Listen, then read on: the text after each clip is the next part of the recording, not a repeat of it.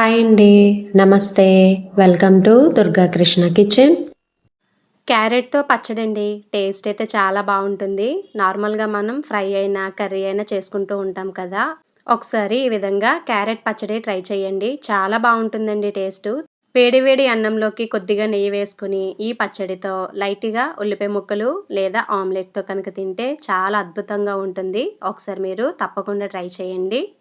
ఇంక లేట్ చేయకుండా ఈ క్యారెట్ పచ్చడి తయారీ విధానం ఎలాగో చూసేద్దాం.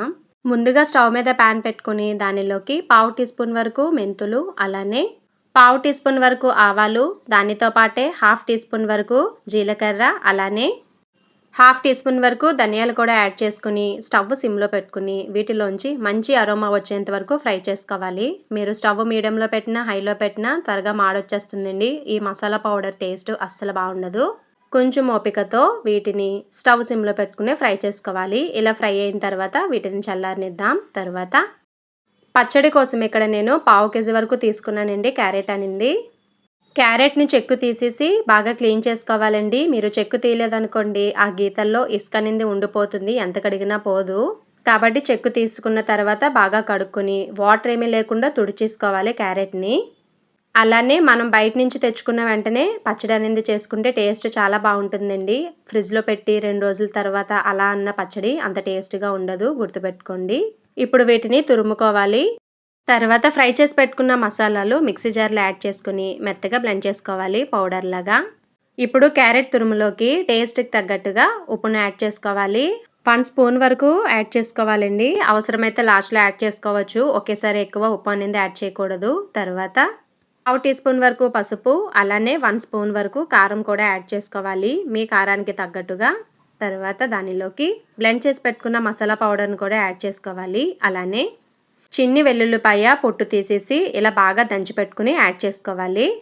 వెల్లుల్లి అనేది బాగా దంచిపెట్టి యాడ్ చేసుకోవాలండి. అప్పుడే ఆ ఫ్లేవర్ అనేది పచ్చడికి బాగా పడుతుంది. తర్వాత మీడియం సైజు నిమ్మకాయలు ఇక్కడ 2 వరకు తీసుకున్నానండి. రసం పిండుకొని ఆ రసాన్ని ఫిల్టర్ చేసుకుని దీనిలో యాడ్ చేసుకోవాలి. తర్వాత వీటన్నింటిని క్యారెట్ తురుముకి బాగా పట్టేలాగా కలుపుకోవాలి. బాగా కలుపుకోవాలండి.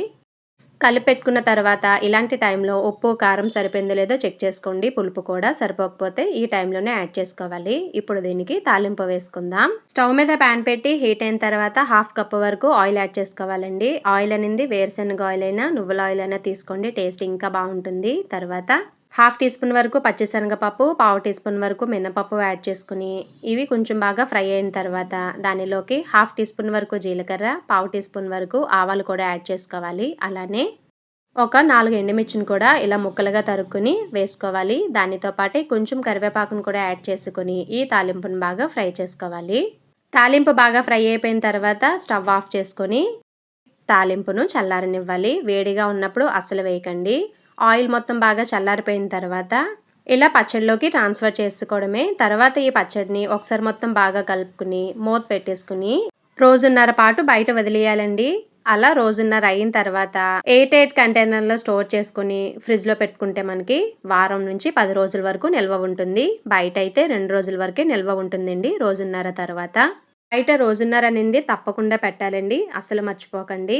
ఇది రోజున్నర తర్వాత చూడండి క్యారెట్ అనేది బాగా ఊరిపోయింది కదా!